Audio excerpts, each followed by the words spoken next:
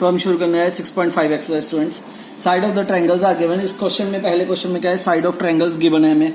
हमने ये find out करना है कौन सी ट्रायंगल राइट एंगल ट्रायंगल है। अब देखो जो राइट एंगल ट्रायंगल है उस पर पाइथागोरस थ्योरम तो अप्लाई होती है, hypotenuse square equals to perpendicular square plus base square. तो इसका मतलब जिसके ऊपर ये रूल अप्लाई होगा वो राइट एंगल ट्रायंगल होगी। हाइपोटेन्यूज क्या होती है, longest side.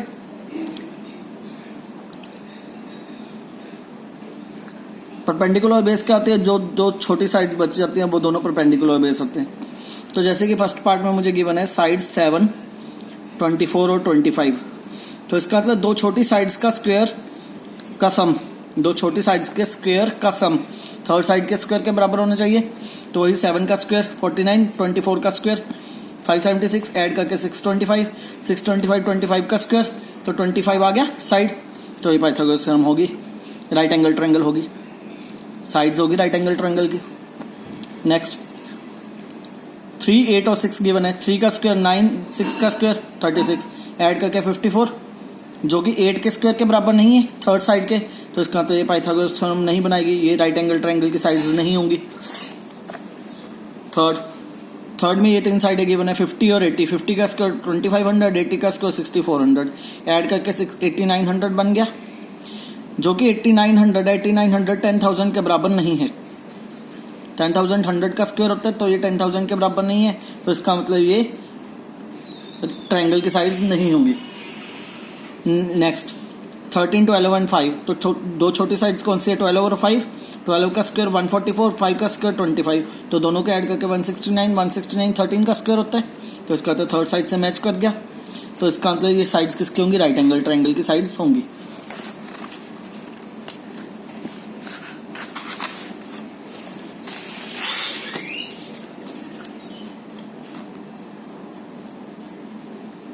Now question number 2,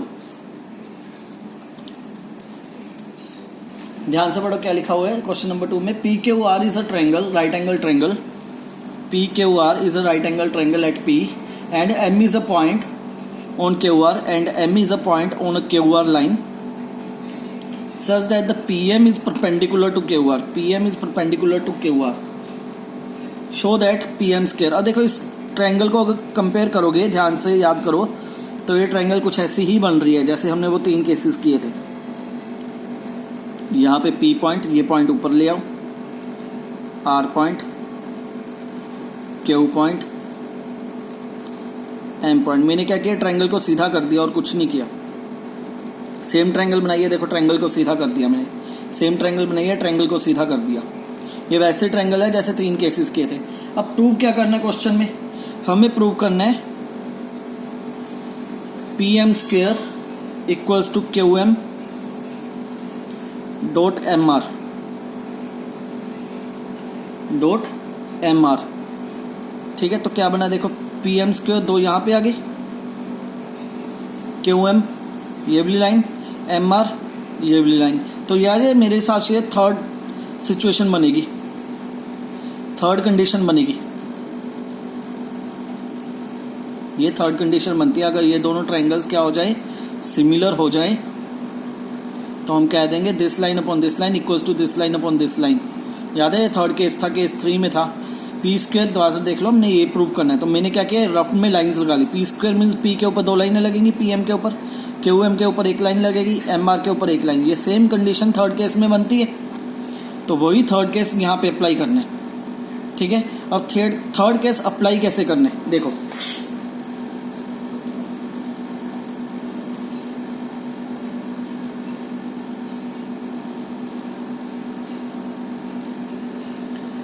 देखो 6.7 थ्योरम क्या कहती है, perpendicular drawn from a vertex of A right angle triangle of a triangle. एक राइट एंगल ट्रायंगल के वर्टेक्स, एक राइट एंगल ट्रायंगल पी के हुआ राइट एंगल ट्रायंगल थी, उसके वर्टेक्स, वर्टेक्स होते हैं जहां पे 90 डिग्री बनते हैं। Then triangle, right angle triangle to the hypotenuse, उसके वर्टेक्स एक परपेंडिकुलर बनाया जाए उसके हाइपोटेन्यूज के ऊपर।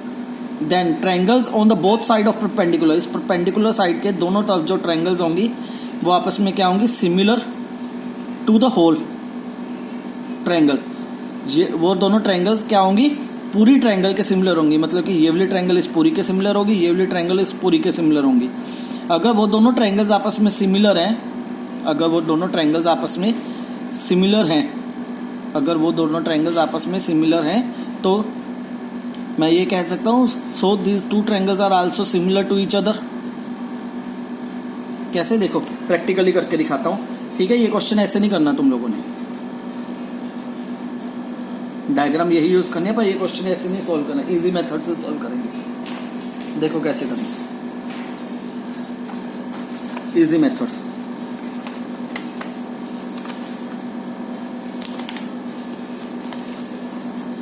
इस क्वेश्चन को सॉल्व करने का इजी मेथड देखो। इन ट्रायंगल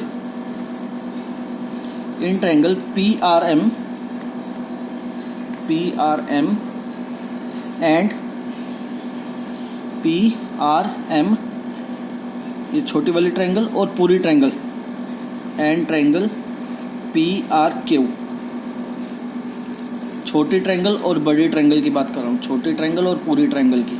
तो इसमें क्या कहूंगा, angle P equals to angle, suppose this is angle 1, this is angle 2, angle 1 छोटी ट्रायंगल में, एंगल P बड़ी ट्रायंगल में, और एंगल R कॉमन है, angle R equals to angle R। So by angle property, ये क्या है, ये तुम लोगों को each 90 degree, R equals to R क्या है, common. So triangle PRM is similar to triangle PRQ. Reason, angle similarity, angle similarity. Similarly यही प्रोसीजर इधर वाली छोटी और पूरी ट्रायंगल पे अप्लाई करेंगे। So in triangle PMQ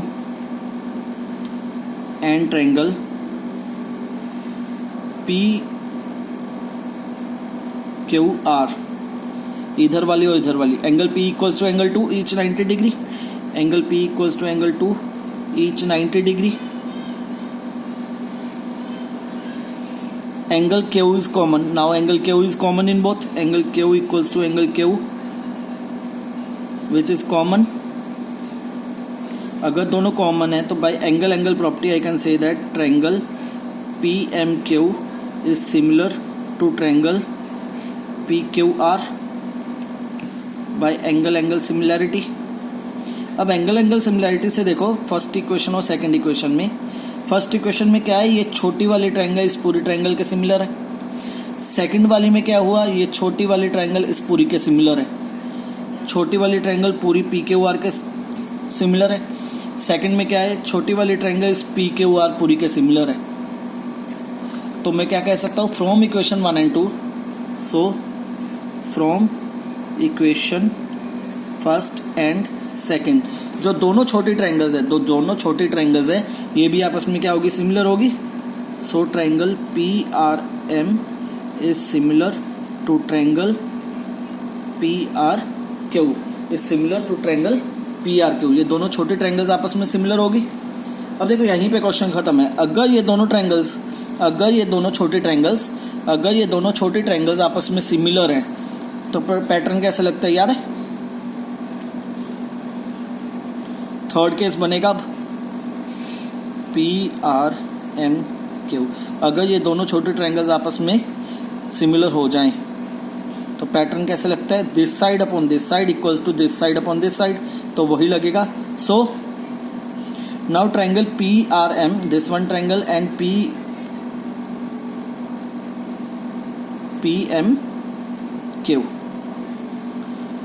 PMQ, both triangles are similar to each other, so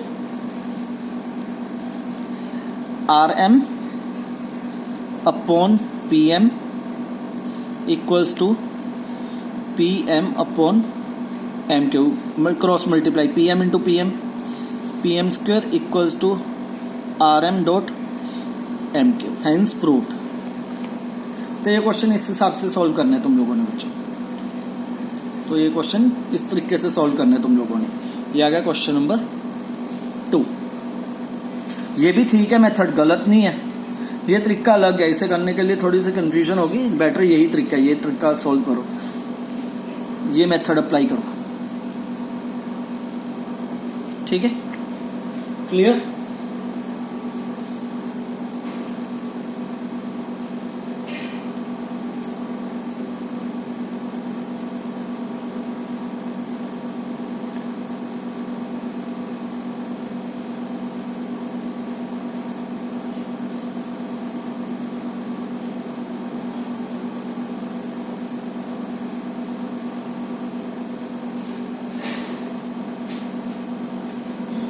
अगर तुम, एक और तरीका है, अगर तुम इन सब को नहीं करना चाहते, इतना बड़ा नहीं करना चाहते, ये प्रैक्टिकल है, अगर तुम ये सारा प्रैक्टिकल नहीं करना चाहते, अगर तुम ये सारा प्रैक्टिकल नहीं करना चाहते, इससे भी छोटा बनाना चाहते हो, तो एक और तरीका है 6.7 थ्योरम। ये वाली 6.7 थ्योरम है, ये सारी की सारी थ्योरम लिखनी है।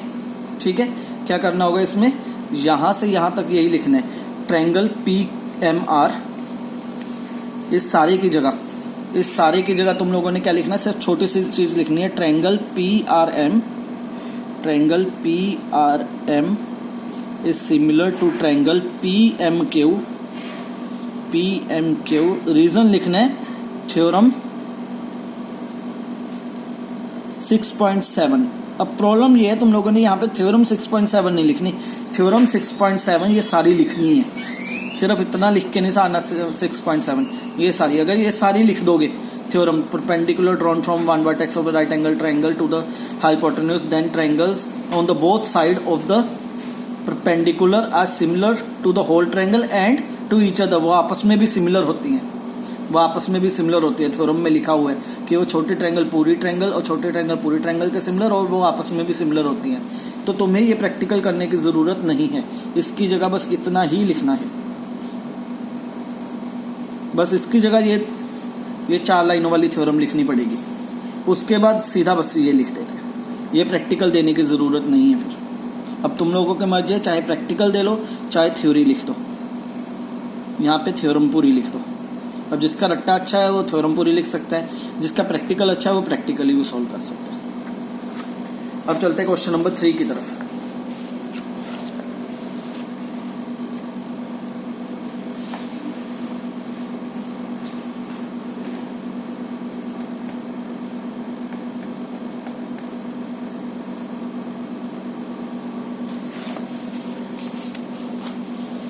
देखो क्वेश्चन नंबर 3 में, क्वेश्चन नंबर 3 तीनों केसेस को रिप्रेजेंट करता है।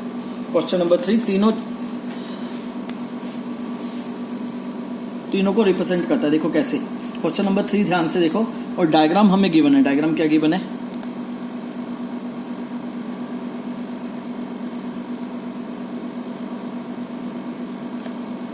ABD is a right angle triangle at ABD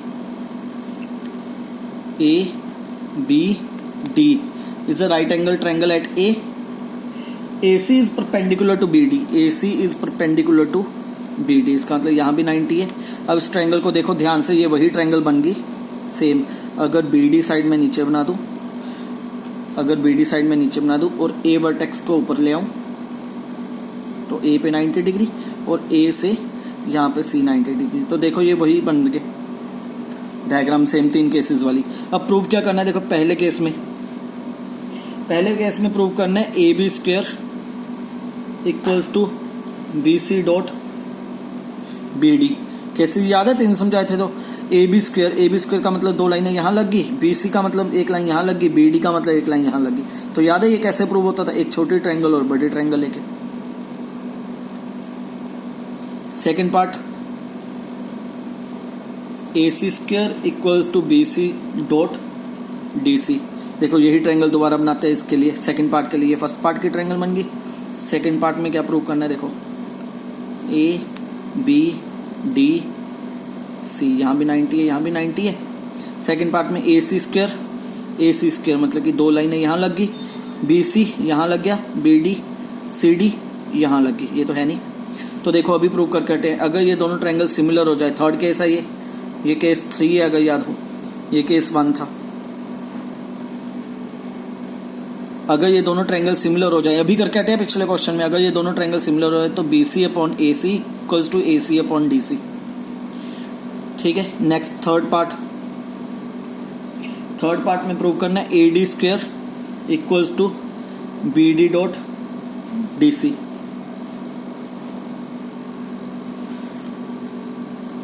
A B D C, ये 90 क्या है, A D square B D पूरी लाइन और डी सी है, तो इसका मतलब ये छोटी ट्रायंगल और बड़ी, तो ये तीनों के तीनों केस आ गए इसमें। ये पहले में फर्स्ट केस आ रहा है, सेकंड पार्ट में थर्ड केस सॉल्व हो रहा है और थर्ड क्वेश्चन में सेकंड केस सॉल्व हो रहा है। तो सेम उसी तरीके से ये क्वेश्चन सॉल्व होंगे। देखो मैंने भी उसी तरीके से ही सॉल्व किए हैं, ठीक है। 13 क्वेश्चन भी ऐसे नहीं करना, 13 क्वेश्चन भी ऐसे नहीं करना, केसेस के साथ करना है। देखो केसेस के साथ कैसे सॉल्व करना है इसे, बहुत इजी अगर केसेस के साथ क्वेश्चन नंबर 3 को सॉल्व करोगे। क्वेश्चन नंबर 3, ठीक है।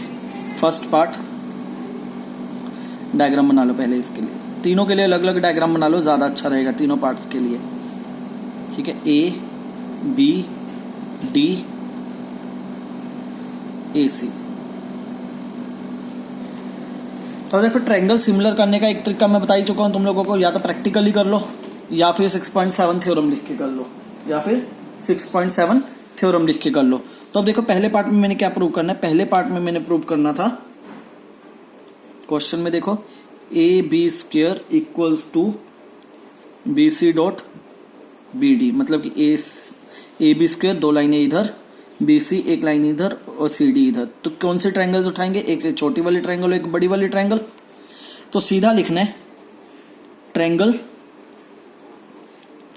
ए B C is similar to triangle A B D. Reason theorem 6.7। और 6.7 थ्योरम नहीं लिखनी, इसकी पूरी थ्योरम लिखनी है, स्टेटमेंट लिखनी है पूरी की पूरी। या तो प्रैक्टिकली सॉल्व कर लो या फिर ये थ्योरम लिख दो। प्रैक्टिकली अभी बता के हटाऊं कैसे करना है। Angle A equals to angle 1, ये एंगल 1 मान लो, angle A equals to angle 1 and angle B is common, so the both the triangles are similar by a property. मैं ज्यादा अच्छा यही मानता हूं, 4 लाइनों की थ्योरम है, उसे याद कर लो, सीधा लिख दो ये दोनों ट्रायंगल्स आपस में सिमिलर है बाय द थ्योरम 7, स्टेटमेंट लिख दो, सीधा खत्म। अगर ये हो गया सिमिलर, सो क्या था, B C upon A B, सीधा B C upon A B, याद है ना ये पैटर्न सिखाया था, ऐसे ही चलेगा। B C upon A B equals to A B upon B D, cross multiply करो, क्वेश्चन खत्म। A B square equals to B C dot B D. Second part में क्या प्रूव करना है हमने, डायग्राम बना लेते हैं इसके भी। ए बी सी डी, हमें क्या प्रूव करना है इसमें सेकंड पार्ट में। क्वेश्चन देखो A C square equals to B C dot D C. A C square यहां पे, बी सी यहां पे, सी डी यहां पे। तो हमने क्या करना है, अब हमने इन दोनों ट्रायंगल्स को सिमिलर करना है।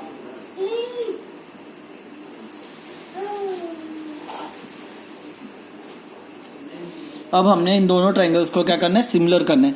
अब या तो प्रैक्टिकली सॉल्व कर लो जैसे पिछले क्वेश्चन में किया था, ठीक है, या फिर क्या कर सकते हैं, सीधा लिख दो in triangle A B C, in triangle A B C and A D C and triangle A D C. इन दोनों ट्रायंगल्स की अगर बात करें, दोनों ट्रायंगल्स क्या है,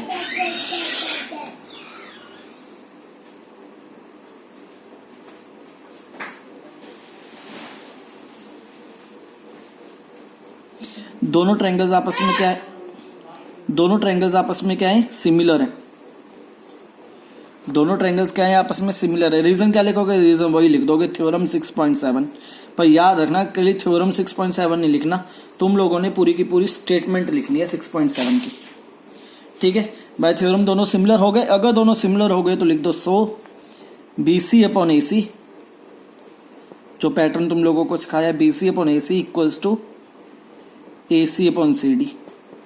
क्रॉस मल्टीप्लाई करके देखो, A C square equals to B C dot C D, हो गया proof.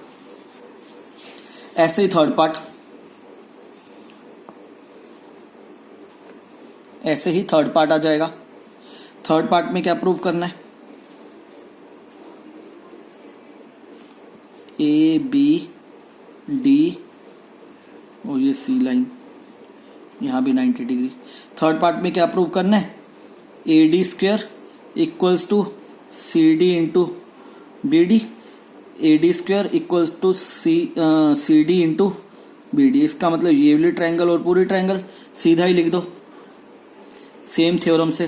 Triangle A D C is similar to triangle A D B by theorem 6.7। So C D upon A D, C D upon A D equals to A D upon B D, equals to A D upon B D. Cross multiply, so A D square equals to C D dot B D. Hence proved, hence proved, खत्म हो गया। तो इस तरीके से third question solve हो जाएगा तुम लोगों का। क्लियर।